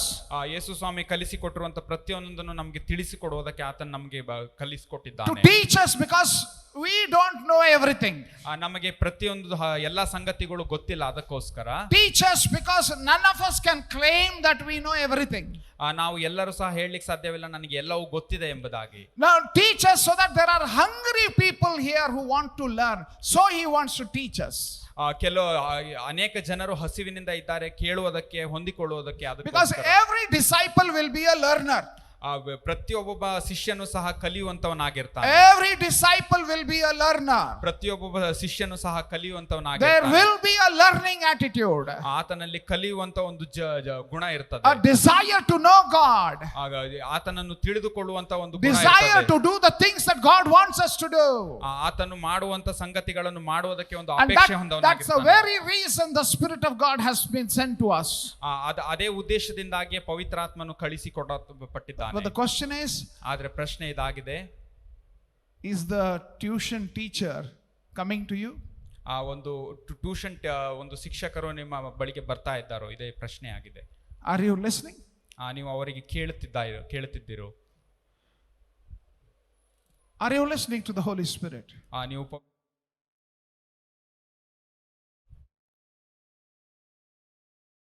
God is going to do mighty things in our midst. ಪ್ರಿಯ ಸ್ನೇಹಿತರೆ, ಈ ಒಂದು ದಿನಮಾನಗಳಲ್ಲಿ ಅದ್ಭುತವಾದಂತ ಸಂಗತಿಗಳನ್ನು ಮಾಡಲಿಕ್ಕಿದ್ದಾನೆ ಕರ್ತನು. Listen how beautifully he guides when you listen. ನೀವು ಆತನಿಗೆ ಹೋಗೋಡೋದಾಗಿದ್ರೆ ಎಷ್ಟು ಸುಂದರವಾಗಿ ಆತನು ನಿಮಗೆ ನಡೆಸುವನಾಗಿರ್ತಾನೆ. You know what happened once was in the early church, we read this. ಒಂದು ಆದಿ ಸಭೆಯಲ್ಲಿ ನಾವು ನೋಡುವುದಾಗಿದ್ದರೆ, in the church, those who came from Jewish background and those who were Gentiles, their problems started. ಒಂದು ಆದಿ ಸಭೆಯಲ್ಲಿ ನಾವು ನೋಡೋದಾಗಿದ್ರೆ ಯಹೂದಿಗಳ ಕುರಿತಾಗಿ and the Gentiles, ಅನ್ಯರು ಮತ್ತು ಯಹೂದಿಗರ ಮಧ್ಯದಲ್ಲಿ, ಅನ್ಯರ ಹಾಗೂ ಒಂದು ಯಹೂದಿಗಳ ಕುರಿತಾಗಿ ನಾವು ನೋಡೋದಾಗಿದ್ರೆ, all are believers, ಎಲ್ಲರೂ ಸಹ ವಿಶ್ವಾಸಿಗಳಾಗಿದ್ದಾರೆ. all are believers, ಎಲ್ಲರೂ ವಿಶ್ವಾಸಿಗಳಾಗಿದ್ದಾರೆ. and then now between them confusion started. ಅವರ ಮಧ್ಯದಲ್ಲಿ ಒಂದು ಗೊಂದಲ ಪ್ರಾರಂಭವಾಯಿತು. So what did the early church do? ಒಂದು ಅನ್ಯರು ಏನು ಆದಿ ಸಭೆ, what did they do? ಅವರು ಏನ್ ಮಾಡಿದ್ರು? Did they decide, let us vote and decide? ಅವರು ಈ ರೀತಿಯಾಗಿ ನಿರ್ಧಾರ ಮಾಡಿದರು. vote, we will vote and decide, majority will decide. ನಾವು ಒಂದು ವೋಟ್ ಅನ್ನು ಮಾಡೋಣ, ಅದರಲ್ಲಿ ಹೆಚ್ಚಿಗೆ ಯಾವುದು ಬರ್ತದೆ ಎಂಬುದಾಗಿ ನೋಡಿಕೊಳ್ಳೋಣ. No, that is not what they decided. ಅವರು ಈ ರೀತಿಯಾಗಿ ನಿರ್ಧಾರವನ್ನು ಮಾಡಲಿಲ್ಲ. You know, the confusion was, ಅಲ್ಲಿ ಇದ್ದಂತ ಗೊಂದಲ ಇದಾಗಿತ್ತು. what the Jewish people told the Gentile believers, ಯಹೂದಿಗಳು ಒಂದು ಅನ್ಯ ಜನರಿಗೆ ಏನನ್ನು ಹೇಳಿದರೋ, if you want to follow Jesus, ನೀವು ಯೇಸು ಸ್ವಾಮಿಯನ್ನು ಹಿಂಬಾಲಿಸಬೇಕಾಗಿದ್ದರೆ first you become Jew. ಅವರು ಈ ರೀತಿಯಾಗಿ ಹೇಳಿದ್ರು, ಮೊದಲು ನೀವು ಯಹೂದಿಗಳಾಗ್ರಿ ಎಂಬುದಾಗಿ, and then you follow Jesus. ಆವಾಗ ನೀವು ಆತನನ್ನು ಹಿಂಬಾಲಿಸಲಿಕ್ಕೆ ಪ್ರಾರಂಭಿಸ್ರಿ ಎಂಬುದಾಗಿ ಅವರು ಹೇಳಿದ್ರು. You know, because Jesus was from Jewish background. ಯಾಕೆಂದರೆ ಯೇಸು ಸ್ವಾಮಿಯನ್ನು ನಾವು ನೋಡೋದಾಗಿದ್ರೆ ಆತನು ಯಹೂದಿ ಜನಾಂಗಕ್ಕೆ So ಸೇರಿದವನಾಗಿದ್ದಾನೆ. they are telling the Gentiles, ಅವರು ಅನ್ಯರಿಗೆ ಹೇಳ್ತಾ ಇದ್ದಾರೆ, you know, all of you must first become a Jew. ನೀವು ಎಲ್ಲರೂ ಸಹ ಮೊದಲು ಯಹೂದಿಗಳಾಗಬೇಕೆಂಬುದಾಗಿ ಅವರು You ಹೇಳ್ತಾ have ಇದ್ದಾರೆ. to go through all this Jewish customs of circumcision, all those Jewish procedures. You have to go through that. ಈ ಒಂದು ಯಹೂದಿ ಸಂಪ್ರದಾಯಕ್ಕೆ ಸಂಬಂಧಪಟ್ಟ ಹಾಗೆ ಪ್ರತಿಯೊಂದನ್ನು ಪಾಲನೆ ಮಾಡಬೇಕು, ಸುನ್ನತಿಗಳನ್ನು ಮಾಡಿಸಿಕೊಳ್ಬೇಕೆಂಬುದಾಗಿ ಅವರು And ಹೇಳಿದರು. afterwards, ಅದರ ನಂತರ then you can follow Jesus. ಅದು ಇದೆಲ್ಲ ಮುಗಿದ ನಂತರ ನೀವು ಆತನನ್ನು ಹಿಂಬಾಲಿಸಬಹುದು ಎಂಬುದಾಗಿ ಅವರು ಹೇಳಿದರು. That is what they said. ಅವರು ಇದೇ ರೀತಿಯಾಗಿ ಯಹೂದಿಗಳು ಹೇಳಿದರು. But then ಅದಾದ ನಂತರ early church spent time in God's presence. ಇದಾದ ನಂತರ ಒಂದು ಆದಿ ಸಭೆ ದೇವರೊಟ್ಟಿಗೆ ಸಮಯ They asked the Holy Spirit, ಅವರು ಪವಿತ್ರ ಆತ್ಮನನ್ನು ಕೇಳಿಕೊಂಡ್ರು, what we should do. ನಾವ್ ಏನ್ Oh, ಮಾಡ್ಬೇಕೆಂಬುದಾಗಿ. this confusion has come, what we should do. ಈ ರೀತಿಯಾದಂತ ಗೊಂದಲ ಇದೆ, ನಾವ್ ಏನ್ ಮಾಡ್ಬೇಕೆಂಬುದಾಗಿ ಕೇಳಿಕೊಂಡ್ರು. Big problem. ಒಂದು ದೊಡ್ಡ ಒಂದು ಕಠಿಣವಾದಂತ ಪರಿಸ್ಥಿತಿ. And the Holy Spirit led them. ಆಗ ಪವಿತ್ರ ಆತ್ಮ ಅವರಿಗೆ ನಿರ್ದೇಶಿಸಿದನು. You don't have to become Jewish in order to follow Jesus. ಅವಾಗ ಪವಿತ್ರ ಆತ್ಮನ ತಿಳಿಯಪಡಿಸಿಕೊಟ್ಟನು, ನೀವು ಯಹೂದಿಗಳಾಗಬೇಕಾಗಿಲ್ಲ, You are a Gentile. ನೀವು ಅನ್ಯ ಜನರಾಗಿದ್ದರೆ You follow Jesus directly. ನೀವು ಆತನನ್ನು ನೇರವಾಗಿ ಒಂದು ಹಿಂಬಾಲಿಸಬಹುದು. You are a Jewish person. ನೀವು ಯಹೂದಿಗಳಾಗಿದ್ದರೆ You follow Jesus directly. ನೀವು ಆತನ ನೇರವಾಗಿ ನೀವು ಹಿಂಬಾಲಿಸಬಹುದು. You don't have to jump from one to another. ನೀವು ಒಂದು ಜಾತಿಯಿಂದ ಇನ್ನೊಂದು ಜಾತಿಗೆ ನೀವು ಬದಲಾವಣೆ You ಮಾಡಿಕೊಳ್ಳಬೇಕಾಗಿಲ್ಲ. follow whatever you are, wherever you are, follow Jesus where you are. ನೀವು ಇದ್ದ ಸ್ಥಿತಿಯಲ್ಲಿ ಆತನನ್ನು ಹಿಂಬಾಲಿಸಬಹುದು ಎಂಬುದಾಗಿ ಹೇಳಿದರು. Wow. Hallelujah. Hallelujah. What an amazing guidance of the Holy Spirit there.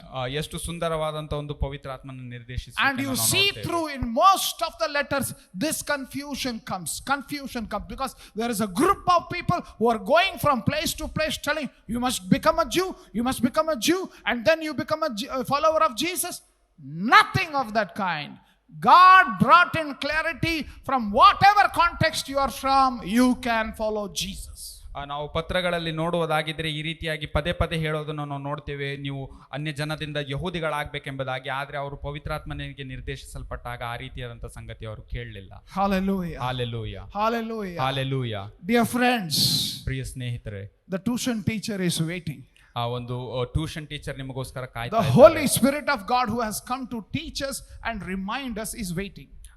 ಪವಿತ್ರ ಆತ್ಮನು ನಮಗೆ ನಿರ್ದೇಶಿಸುವುದಕ್ಕೆ ಆತನು ಕಾಯ್ತಾ To ಇದ್ದಾನೆ. fill us, ನಮಗೆ ತುಂಬಿಸುವುದಕ್ಕೋಸ್ಕರ, to empower us, ನಮ್ಮನ್ನು ನಡೆಸುವುದಕ್ಕೋಸ್ಕರ, to lead us, ನಮ್ಮನ್ನು ನಡೆಸುವುದಕ್ಕೋಸ್ಕರ, to guide us, ನಮಗೆ ಮಾರ್ಗದರ್ಶನ to be with ಮಾಡುವುದಕ್ಕೋಸ್ಕರ, us, ನಮ್ಮೊಟ್ಟಿಗೆ to ಇರುವುದಕ್ಕೋಸ್ಕರ, help us. ನಮಗೆ ಸಹಾಯ ಮಾಡುವುದಕ್ಕೋಸ್ಕರ.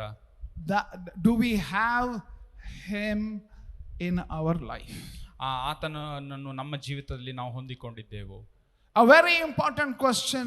Do we depend upon Him every day of our life?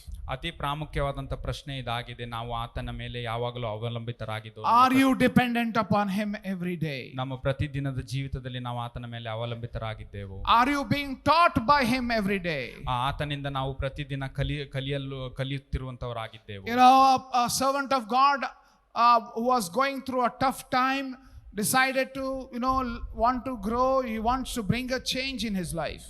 ಒಂದು ದೇವ ಸೇವಕರು ಅವ್ರು ಹೋಗ್ತಿರುವಂತ ಸನ್ನಿವೇಶದಿಂದ ಹೊರಗೆ ಬಂದು ಒಂದು ಬದಲಾವಣೆಯನ್ನು ನೋಡುವುದಕ್ಕೆ ಅವರು ಅಪೇಕ್ಷಿಸ್ತಾ ಇದ್ದರು. So he went to attend a seminar. ಅವರು ಒಂದು ಸೆಮಿನಾರ್ ಅನ್ನು ಅಟೆಂಡ್ ಮಾಡಿದರು. And then he was sitting there in the seminar. He was not understanding one thing also. ಅವರು ಅಲ್ಲಿ ಕುಳಿತುಕೊಂಡಿರುವ ಹಾಗೆ ಒಂದು ಸಂಗತಿಯೂ ಸಹ ಅವರಿಗೆ ಅರ್ಥವಾಗ್ತಾ ಇರಲಿಲ್ಲ. And then he prayed. ಅವರು ಪ್ರಾರ್ಥನೆ ಮಾಡಿದರು, God, ದೇವರೇ, what is happening to me? ನನ್ನೊಟ್ಟಿಗೆ ಏನಾಗ್ತಾ ಇದೆ ಎಂಬುದಾಗಿ. I am not able to read the Bible. ನನಗೆ ಬೈಬಲ್ ಅನ್ನು ಓದೋದಕ್ಕಾಗ್ತಾ ಇಲ್ಲ. I am not able to understand God's word. ನನಗೆ ದೇವರ ವಾಕ್ಯವನ್ನು ಅರ್ಥ ಮಾಡಿಕೊಳ್ಳೋದಕ್ಕಾಗ್ತಾ ಇಲ್ಲ. I am not able to understand what this person is preaching. ಈ ವ್ಯಕ್ತಿ ಏನ್ ಹೇಳ್ತಾ ಇದ್ದಾನೆ ಅದನ್ನು ಸಹ ನಂಗೆ ಅರ್ಥ ಮಾಡಿಕೊಳ್ಳಕ್ಕೆ ಆಗ್ತಾ ಇಲ್ಲ ಎಂಬುದಾಗಿ. Some of us may be going through that kind of a phase. ಅದೇ ರೀತಿಯಾದಂತ ಸನ್ನಿವೇಶದಲ್ಲಿಯೂ ಸಹ ನಾವು ಕೆಲವರು ಹಾದು ಹೋಗ್ತಾ ಇರಬಹುದು. We are going through tough situation in life. ಒಂದು ಕಠಿಣ ಪರಿಸ್ಥಿತಿ ನಮ್ಮ ಜೀವಿತದಲ್ಲಿ ಹಾದು ಹೋಗ್ತಾ ಇರಬಹುದು. And the Bible seems to be boring. ಆ ಒಂದು ಸತ್ಯವೇದವು ನಮಗೆ ಒಂದು ಬೇಜಾರಿನ ರೀತಿಯಲ್ಲಿ ನಮ್ಗೆ You are not able to understand the Bible. ನಮಗೆ ಸತ್ಯವೇದ ಅರ್ಥವಾಗ್ತದೆ. You are not able to understand the message of the Bible. ಆ ಸತ್ಯವೇದದಲ್ಲಿರುವಂತ ವಾಕ್ಯ ನಮಗೆ You ಅರ್ಥವಾಗ್ತಾ are not able ಇರಬಹುದು. to pray. ಪ್ರಾರ್ಥಿಸುವುದಕ್ಕೆ ಸಾಧ್ಯವಾಗ್ತಾ ಇರಬಹುದು. And in that place, what he did was he prayed. ಆ ಒಂದು ಸನ್ನಿವೇಶದಲ್ಲಿ ಆತನು ಏನ್ ಮಾಡಿದನು ಎಂಬುದಾಗಿದ್ರೆ ಪ್ರಾರ್ಥನೆ He ಮಾಡಿದನು. prayed. ಆತನು ಪ್ರಾರ್ಥನೆ ಮಾಡಿದನು. Holy Spirit of God, ಪವಿತ್ರಾತ್ಮನೇ, you have come to teach us and remind us.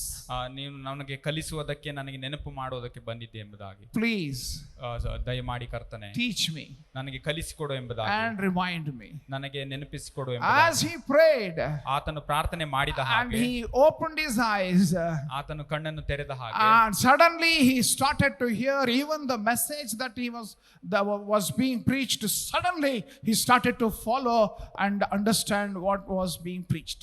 ಅಲ್ಲಿ ಏನನ್ನು ಬೋಧಿಸ್ತಾ ಇದ್ದಾರೋ ಅದನ್ನು ಆತನು ಅರ್ಥ ಮಾಡಿಕೊಳ್ಳಿಕ್ಕೆ ಸಹಾಯವಾಯಿತು.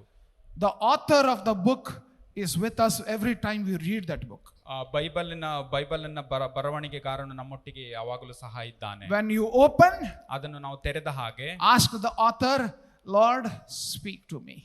ಅದನ್ನು ಬರೆದಂತ ಬರವಣಿಗೆಗಾರನಿಗೆ ನಾವು ಕೇಳೋಣ, Ask ನನ್ನೊಟ್ಟಿಗೆ him. ಮಾತನಾಡು ಎಂಬುದಾಗಿ. Ask him. ಆತನಿಗೆ ಕೇಳಿಕೊಳ್ಳೋಣ. Ask him.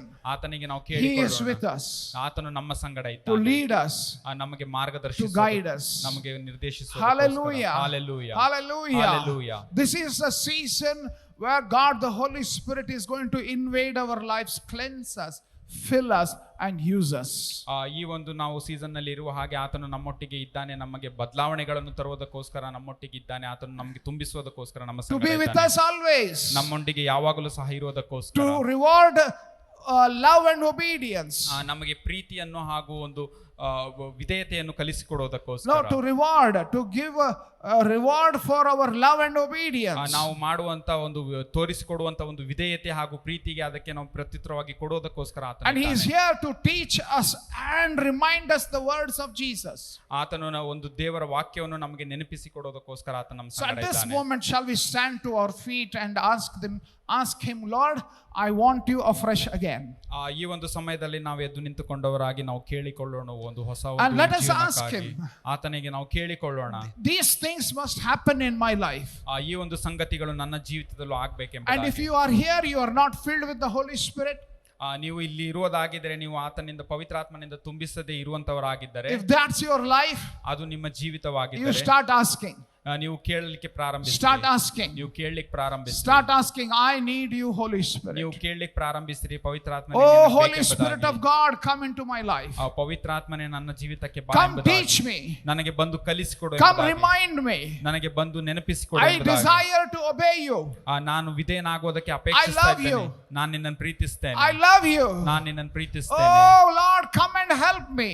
ಓ ಕರ್ತನೇ, ಬಂದು ಸಹಾಯ ಮಾಡು So let us ಎಂಬುದಾಗಿ. close our eyes and open our mouth and start praying. ನಮ್ಮ ಕಣ್ಣುಗಳನ್ನು ಮುಚ್ಚಿಕೊಂಡು ನಾವು ಬಾಯಿ ತೆರೆದು ಪ್ರಾರ್ಥಿಸಿಕೊಳ್ಳೋಣ. Hallelujah. Hallelujah. Hallelujah. Hallelujah.